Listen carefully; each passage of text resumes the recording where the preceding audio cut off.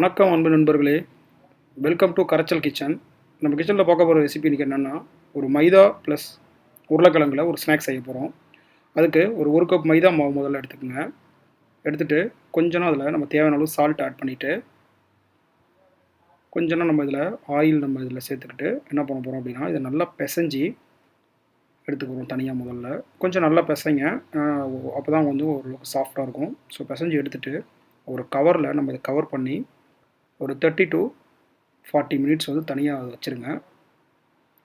So பார்த்தீங்கன்னா இப்போ ஒரு ½ அன் ஹவர் ஊறி மாவு ரெடியாக இருக்குது. ஸோ இதை எடுத்து நல்லா பிசைஞ்சிட்டு நம்ம சப்பாத்தி தேய்க்கிற மாதிரி நல்ல ஒரு ஷேப்பில் 2 சைடும் நல்லா தேய்ச்சி எடுத்துக்கோங்க. இதை எடுத்துகிட்டு நம்ம முதல்ல இதை ஒரு ½ பாயிலுக்கு நம்ம ஒரு பேனில் போட்டு எடுக்க போகிறோம்.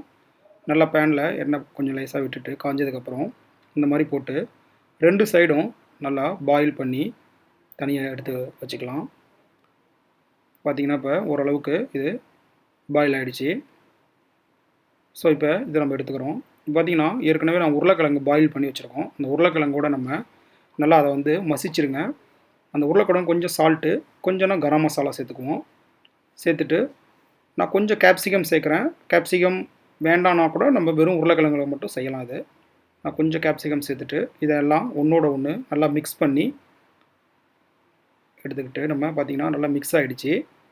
ஸோ இப்போ இதில் நம்ம கொஞ்சம் டொமேட்டோ சாஸ் இல்லைனா சில்லி சாஸ் எது வேணாலும் சேர்த்துக்கலாம். அதை நல்லா ஃபுல்லாக இதை நல்லா ஸ்ப்ரெட் பண்ணி விடுங்க. இந்த மாதிரி நல்லா தடவிட்டு நம்ம அதுக்கப்புறம் இந்த மிக்ஸ் பண்ணி வச்ச மசாலாவை நம்ம இதில் ஸ்டப் பண்ண போகிறோம். பார்த்திங்கன்னா ஒரு சைடு மட்டும் வைங்க. ஃபுல்லாக வச்சிங்கன்னா நம்ம மடக்கும் பொழுது அது வெளியில் வந்துடும். ஸோ அதனால் ஒரு ½ மட்டும் நல்லா ஃபில் ஆகிற மாதிரி நம்ம மிக்ஸ் பண்ணி வச்சதை ஃபில் பண்ணிடுங்க ஃபுல்லாக. இப்போ பார்த்திங்கன்னா நான் ஃபுல்லாக ஓரளவுக்கு நல்லா கவர் ஆகிடுச்சு.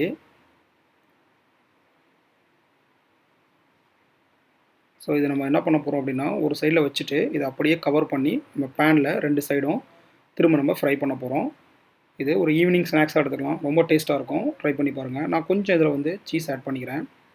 பார்த்திங்கன்னா ஆட் பண்ணிவிட்டு இதை அழகாக அந்த மாதிரி மடித்து ஓரளவுக்கு நல்லா எல்லாம் ஈவனாக வர மாதிரி நல்லா அமுக்கிட்டு நம்ம திரும்ப ஒரு பேனில் கொஞ்சம் நெய் விட்டுட்டு நல்லா காஞ்சதுக்கப்புறம் நம்ம என்ன பண்ண போகிறோம் அப்படின்னா, இதை 2 சைடும் நல்லா வேகிற மாதிரி நல்லா ஃப்ரை பண்ண போகிறோம். இப்போ பார்த்திங்கன்னா ஒரு சைடை வச்சுட்டு ஒரு 2 to 3 மினிட்ஸ் இருந்தாவே நல்லா இதாகிடும். அதுக்கப்புறம் நம்ம 2 சைடும் நல்லா ஃப்ரை பண்ணி எடுத்து அழகாக இதை கட் பண்ணி ஒரு ஸ்நாக்ஸ் எடுத்துக்கலாம். நல்லாயிருக்கும். கண்டிப்பாக ட்ரை பண்ணி பாருங்கள். எப்படி இருந்துச்சு அப்படிங்கிற கமெண்ட் பாக்ஸில் சொல்லுங்கள். இந்த வீடியோ பிடிச்சிருந்தால் லைக் பண்ணுங்கள், ஷேர் பண்ணுங்கள். நன்றி, வணக்கம்.